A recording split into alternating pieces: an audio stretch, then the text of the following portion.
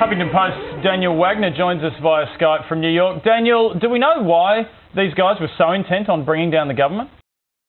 Well, there isn't much to say about that, except that there are many forms of domestic terrorism. They come in many shapes and sizes.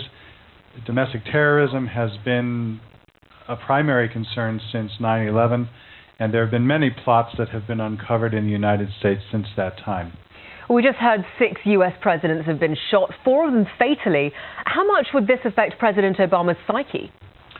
Well, it's worth pointing out, first of all, that 15 presidents have had assassination attempts against them, as recently as Mr. Obama last year. If it had been successful, of course, it would have had a major impact on the psyche of the American people and on the current election.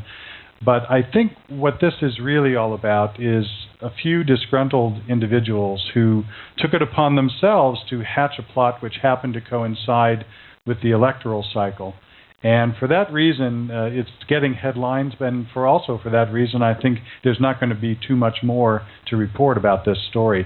So what's the next step in the prosecution? What's going to happen to these guys if they're found guilty?